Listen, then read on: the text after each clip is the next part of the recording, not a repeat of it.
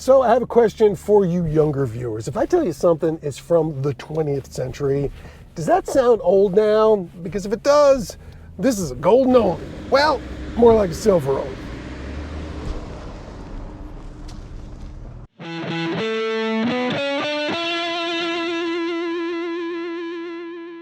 If you've been around the block a few times like I have, it does sound kind of strange to hear that BMW started building X5s in the United States in 1999 for the 2000 model year. Since then, its South Carolina factory has cranked out nearly 3 million of these, which continue to be one of its most popular models. And it really has a legacy. The original X5 was one of the first luxury midsize crossover utility vehicles. In fact, BMW's always called it the sports activity vehicle because it always has tried to make it with a little bit of that BMW magic. So to celebrate its success, it's created the very special Silver Anniversary Edition, and it's only going to build 1,000 of them.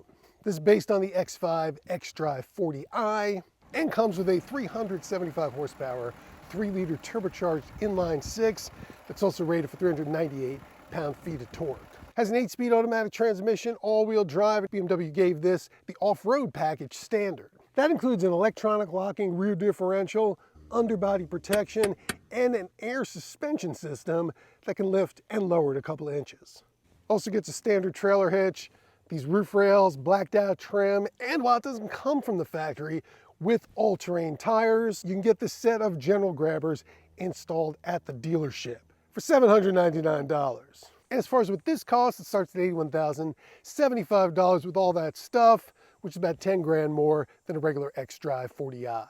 And you get this lime rock gray metallic paint, all-weather floor mats, and these spectacular sport seats to go with it. Of course, the adjustable suspension is most useful for rough surfaces and deep snow, and as part of the off-road package, this gets a number of drive modes to take advantage of it. You've got snow, gravel, sand, and rocks, which will each raise the ride height appropriately, but you can also adjust it manually.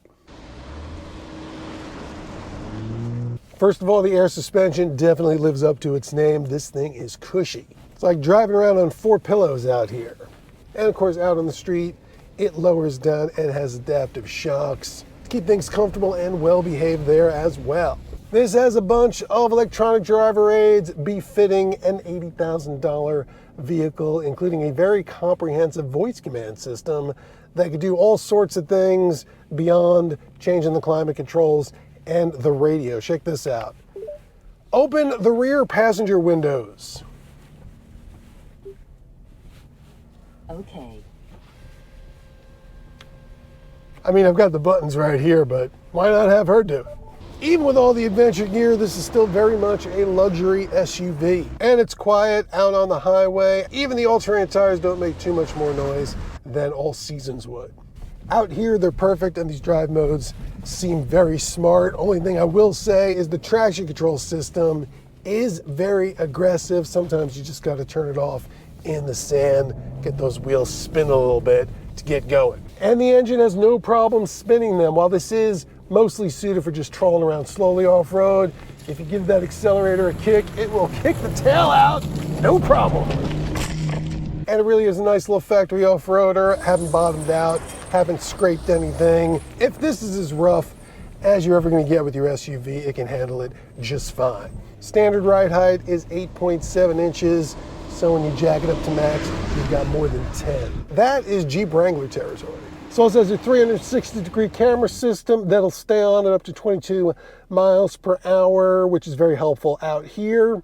And this particular vehicle has an optional parking assist feature that does a very neat thing. It will record your path to a parking space through several turns and then retrace it in reverse while steering as you work the gas and brakes, just to make it easier to get out. And believe it or not, it'll actually work off-road as long as the path you're on isn't too rough. So I'm going to record a new path right now.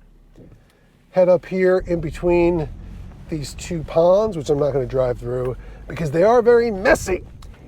And I don't want to get the car too dirty. I'm going to stop here. I'm going to save the recording. And now I'm going to start the backup assist. See if it gets me back where I started from. So hands off the wheel, put it in reverse first. That's something I should probably do. And here we go.